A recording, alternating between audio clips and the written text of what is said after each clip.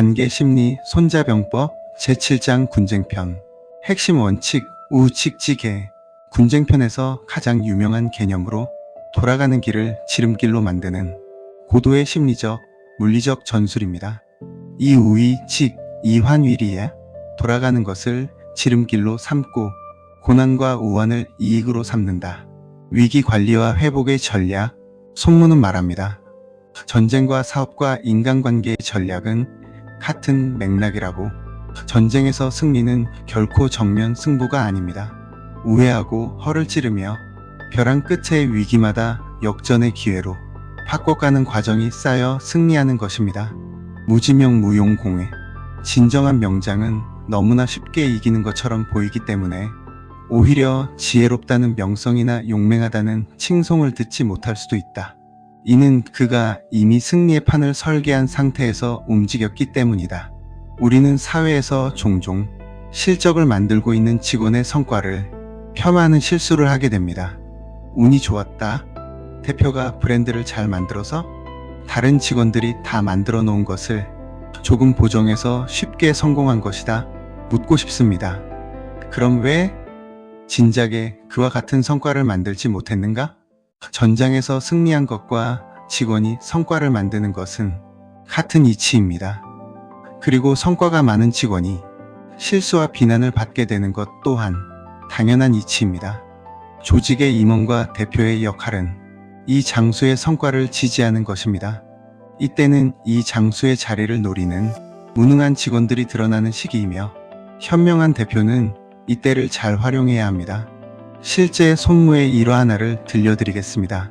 고대 춘추시대 군사 전략가 손무가 손자병법을 오나라의 왕 함녀 앞에서 자신의 병법 실력을 증명하기 위해 행한 유명한 일화입니다. 오왕 함녀는 손무의 병법서를 읽고 감탄했지만 실제로 군대를 잘 다스릴 수 있는지 의문을 품었습니다. 이에 손무는 궁녀들이라도 군대를 만들 수 있다고 장담했고 오왕 함녀는 총애하던 후궁 2명을 포함한 궁녀 180명을 모아주었습니다. 훈련의 시작, 손무는 궁녀들을 2팀으로 나누고 오왕이 가장 아끼던 후궁 2명을 각 팀의 대장으로 임명했습니다. 군유를 설명한 뒤 북소리에 맞춰 움직일 것을 명령했습니다. 궁녀들의 비웃음. 하지만 궁녀들은 군사훈련을 장난으로 여겼고 손무의 명령에 웃음을 터뜨리며 대열을 맞추지 않았습니다. 손무의 단호함. 손무는 군령이 명확하지 않은 것은 장수의 죄이나 명확히 설명했음에도 따르지 않는 것은 대장의 죄다라고 선언하며 법에 따라 2팀의 대장, 왕이 가장 아끼던 후궁들을 참수하라고 명령했습니다. 오왕 함녀의 만류와 처형, 함녀는 당황하여 내 사랑하는 후궁들이니 죽이지 말라고 간청했지만 손무는 장수가 군대에 있을 때는 왕의 명령이라도 받지 않을 수 있는 법이 있다며 그 자리에서 후궁들을 처형했습니다. 그 결과 겁에 질린 나머지 궁녀들은 일사불란하게 움직여 완벽한 군대의 모습을 보였습니다. 함녀는 슬퍼하면서도 손무의 실력을 인정하여 그를 대장군으로 등용했고 이후 오나라는 강대국이 되었습니다. 실수, 실패, 무너진 관계라는 사회의 전장에서 당신은 살아남을 것인가? 아니면 혼돈 속에 함께 매몰될 것인가?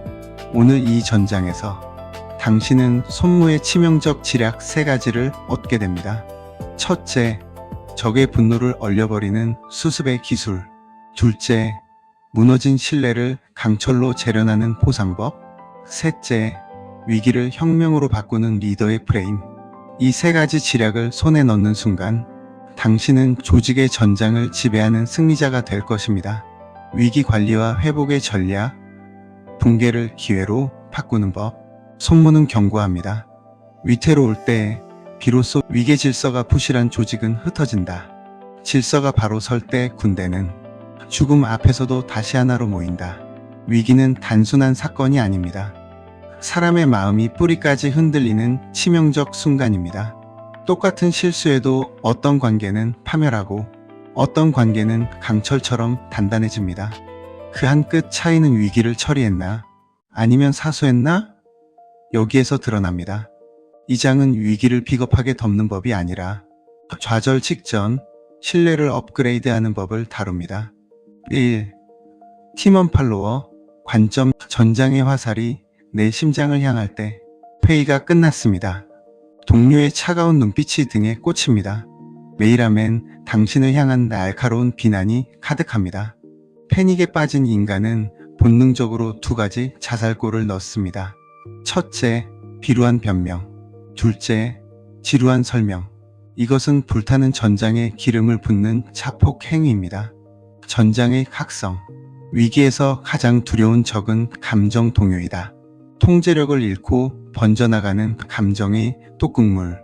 팔로워를 위한 즉시 진화의 기술. 지금 당장 이렇게 선언하십시오. 전적으로 제 실수입니다. 변명의 여지가 없으며 즉시 수습하겠습니다. 이 문장의 목적은 단 하나입니다. 상대의 분노라는 불길에 차가운 물을 끼얹는 것. 구구절절한 사정. 전쟁터에선 사치입니다. 사과는 칼날처럼 짧게, 행동은 번개처럼 빠르게. 복구의 3단계 루틴. 1단계 인정. 자신의 과오를 가감없이 드러내라. 2단계 압도적 포상. 단순한 복구가 아닌 상대의 기대를 넘는 기전을 펼치라. 일정이 지연됐다면 단순 완료 보고가 아닌 실수 재발 방지책과 업그레이드된 기능을 덤으로 얹어 제시하라. 3단계 집요한 보고. 매일 한 번씩 현황을 짧고 굵게 공유하고 보고하십시오. 불확실성은 공포를 낳고 공유된 정보는 안도감을 낳습니다. 사람은 공허한 약속의 산보다 눈앞에 보이는 작은 진척의 발걸음을 믿는 법입니다. 상대의 칼날을 꺾는 인정과 공감의 기술. 말씀하신 고통을 뼈아프게 느낍니다. 그로 인해 겪으신 불편에 책임을 통감하며 즉시 수정하겠습니다. 이 한마디가 상대의 방패를 내리게 만듭니다. 2. 팀장 리더십 관점. 흔들리는 전선의 판을 고정하라. 팀의 내부에서 폭탄이 터졌습니다. 불안이라는 소문은 적군보다 빠르게 진영을 무너뜨립니다. 리더가 머뭇거리면 조직은 각자 도생으로 찢어지게 됩니다. 전장의 각성. 위기에서 리더의 침묵은 가장 잔인한 배신이다. 지금 즉시 판을 고정할 문장이 필요합니다. 상황을 투명하게 공유하겠습니다. 향후 48시간 동안 우리의 반격 조치는 다음과 같습니다. 군더더기 없이 4가지만 선포하세요. 핵심 사실, 영향 범위, 즉각적 조치, 재발 방지 대책. 이 명확함이 공포를 잠재웁니다. 복구의 골격은 철저히 설계하십시오. 역할을 쪼개고 책임의 주인을 분명히 각인시켜라. 당분간은 보고 주기를 극단적으로 줄여 긴장을 유지하십시오. 책임이 흐릿할수록 신뢰의 불꽃은 사그라듭니다. 리더 혼자 모든 책임을 떠안으려 하지 말고 팀원들에게 책임을 조금씩 나누어 주십시오. 위기로 인해 충분한 명분이 만들어집니다. 그리고 당신의 조직은 한층 더 단단해집니다. 결단의 프레임. 누구 탓인지 목을 칠 시간에 이 깃발을 드십시오. 원인 규명은 하되 해결을 최우선으로 전진합니다. 피해자에게는 그에 상응하는 1:1 보상을 즉각 실행하십시오. 모든 클레임은 처리 속도가 결과를 압도합니다. 이때의 보상은 단순히 손실을 채우는 것을 넘어 당신은 우리에게 소중하다는 증명입니다. 보상을 받은 직원, 거래처, 소비자 등은 응어리가 풀림과 동시에 회사가 나를 지키고 있다는 강한 믿음을 가슴에 품게 됩니다. 거래처는 우리 회사를 중요한 협력사로 보고 있구나 라는 안도를 하게 됩니다. 그 과정을 지켜보는 다른 직원들과 대외 거래처들은 강력한 심리적 안전망이 형성됩니다. 위기는 시스템의 구멍을 메우고 연대의식을 다지는 최적의 타이밍입니다. 즉, 이것은 위기를 승리의 기회로 치환한 것입니다. 공개적 인정은 조직의 자존감과 결속력을 높입니다. 우리는 결코 문제를 숨기지 않는다. 우리는 함께 이긴다. 3. 임원 대표의 관점. 전쟁의 폐허 위에서 성벽을 다시 쌓으라. 이제 외부의 매서운 시선들이 당신을 조준합니다. 거래처와 파트너는 당신의 몰락을 지켜보고 있습니다. 이때 필요한 건 매끈한 변명이 아닙니다. 전장의 각성. 사람들은 완벽한 조직을 존경하지 않는다. 문제를 위대하게 해결하는 조직에 열광한다. 그것 자체가 기업의 브랜드 가치를 높게 만든다. 대표의 메시지는 피를 토하듯 진솔해야 합니다. 이 사태를 누구보다 통절하게 느낍니다. 모든 이해관계자를 위해 구체적 조치를 지금 이 순간부터 시행하겠습니다. 말의 성벽을 쌓지 마십시오. 행동이 들이칠 공간을 열어둬야 합니다. 장기 회복을 위한 철저한 루트 설계. 대표는 사과라는 감정이 아니라 구조라는 이성을 구축해야 합니다. 성역 없는 조사, 피해에 대한 10일 보상, 완벽한 재발 방지. 이 결과물을 주기적이고 집요하게 세상에 공개하십시오. 데이터와 기한을 칼날처럼 날카로운 숫자로 제시하세요. AI 시대에는 실수를 숨기는 것이 가장 큰 실수가 되는 시대라는 것을 기억하십시오. 투명하게 드러낸 상처는 오히려 정직함이라는 가장 강력한 무기로 변화합니다. 위기를 단순한 사고가 아니라 조직의 체질을 바꾸는 혁명의 기회로 삼으라. 측정되지 않는 입술의 고백은 오히려 불신을 키울 뿐입니다. 위기를 넘긴 군대는 결코 이전과 같을 수 없습니다. 위기는 이중성을 띠고 있습니다. 신뢰를 갉아먹는 괴물이자 강철 신뢰를 재련할 뜨거운 용광로입니다. 가슴에 새기십시오. 전격적인 인정, 압도적인 행동, 투명한 소통. 오늘 당신이 할 단 하나의 전략, 설명하려 들지 말고 진심 어린 사과 후 24시간 안에 행동 계획을 던지라. 손자는 말합니다. 패배한 후 즉시 대열을 정비하는 자가 다음 전쟁을 지배한다. 위기를 돌파한 조직과 관계는 이전보다 수만 배 단단해집니다. 이 비밀을 완전하게 깨우치세요. 그러면 더 이상 위기는 두려움의 대상이 아니라 기회의 장이 됩니다. 관계 심리 손자병법 제8장 동맹과 권력의 기술 연합경계 협상의 실제. 왜 혼자 강한 사람은 오래 못 가는가? 손자는 말합니다. 군은 고립되면 약해지고 연합하면 강해진다. 직장과 조직에서 혼자 유능한 사람은 많습니다. 그러나 혼자 오래 살아남는 사람은 드뭅니다. 관계를 좌우하는 건 능력이 아니라 연결 구조입니다. 이 장에서는 누구와 손을 잡아야 하는지, 어디까지 열고 어디서 선을 그어야 하는지, 협상에서 힘을 잃지 않는 법을 실제 장면으로 보여드립니다. 1. 팀원, 팔로워 관점. 동맹은 의리가 아니라 교환에서 시작된다. 점심시간입니다. 당신은 이 옆자리 동료와 커피를 마시며 가볍게 이야기를 나눕니다. 업무 얘기 같기도 잡담 같기도 한 이 시간, 바로 여기서 동맹의 씨앗이 만들어집니다.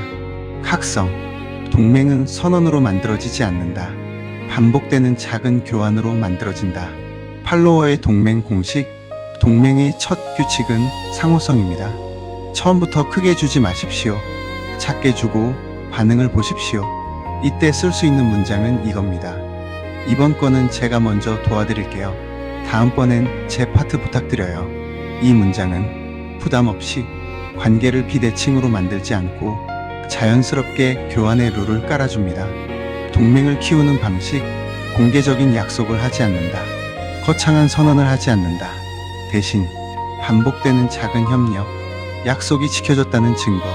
이것이 쌓이면 동맹은 이미 작동하고 있는 것입니다. 반드시 필요한 경계 문장. 동맹이 생기면 반드시 따라오는 위험이 있습니다. 기대의 과잉. 이때 필요한 기준 문장은 이것입니다. 이 부분은 제 핵심 업무라서 직접 처리하겠습니다. 이 한 문장은 관계를 깨지 않으면서 권한의 선을 분명히 합니다. 협상에서의 연대 활용. 혼자 말하지 마십시오. 회의 전에 동료 두세 명과 사전 합의를 하세요. 회의에서 한 사람이 말하되 여러 사람의 생각이 담기게 만드십시오. 그 순간 당신의 발언은 의견이 아니라 흐름이 됩니다. 2. 팀장 리더십 관점. 연합은 설계하는 것이다. 관리자는 동맹을 우연에 맡기지 않습니다. 부서 간 협업은 의지가 아니라 구조로 만듭니다. 각성. 연합은 친분으로 유지되지 않는다. 규칙으로 유지된다. 리더의 연합 설계법. 다른 부서의 성공을 공개적으로 칭찬하십시오. 그리고 이렇게 연결하십시오. 이번 성과를 가능하게 한 건 기획팀의 지원 덕분입니다. 다음 프로젝트에서도 함께 하겠습니다. 이 말 한마디는 신뢰를 사고 다음 협조를 자연스럽게 만듭니다. 연합의 3대 문서. 연합을 만들 때 반드시 정리해야 할 3가지.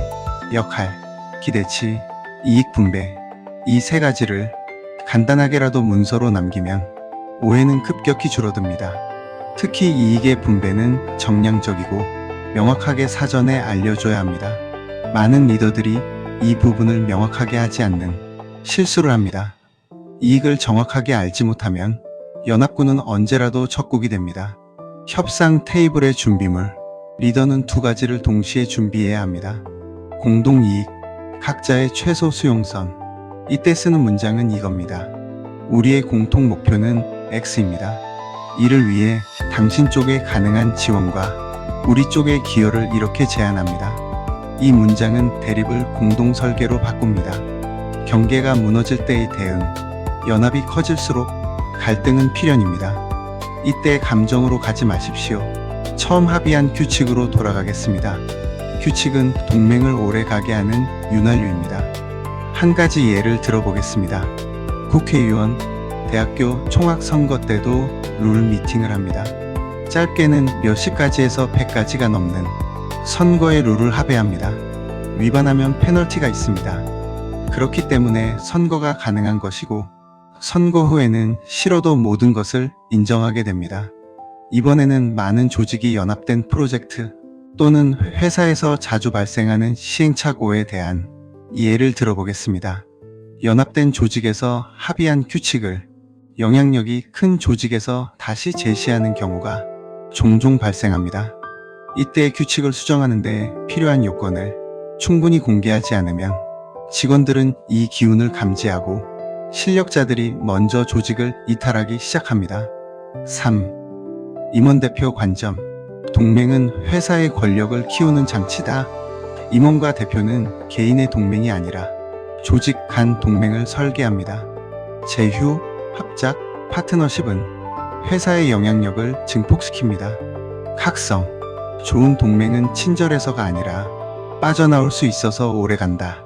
성공하는 동맹의 3요소. 명확한 상호이익, 거버넌스 구조, 탈퇴 조항. 특히 탈퇴 조항은 필수입니다. 그리고 이익과 이익의 기간이 분명하지 않은 동맹은 결코 동맹이 아닙니다. 동맹의 계약서에 반드시 들어가야 할 안전장치. 양측은 사전 합의된 KPI 미달 시 재협상 또는 계약 종료를 요청할 수 있다. 이 문장은 신뢰를 깨는 장치가 아니라 신뢰를 오래 유지하는 안전장치입니다. 권력의 신호관리. 대표는 사람을 이렇게 배치합니다. 공개적 지지자, 비공개 조정자, 외부 중재자. 이 구조는 큰 연합을 묶어주는 안전장치가 됩니다. 협상의 핵심 문장.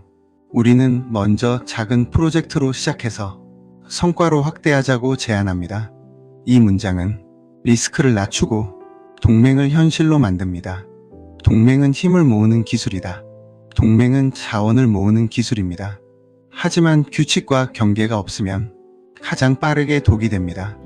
개인의 무기 신뢰와 상호성, 관리자의 무기 규칙과 공개적 인정, 사장의 무기 계약과 거버넌스. 오늘 당장 해야 할 단 하나. 연합의 한 가지 영향력이라도 뾰족하게 미칠 수 있는 연합회사 임원 한 명에게 작은 제안 하나를 하십시오.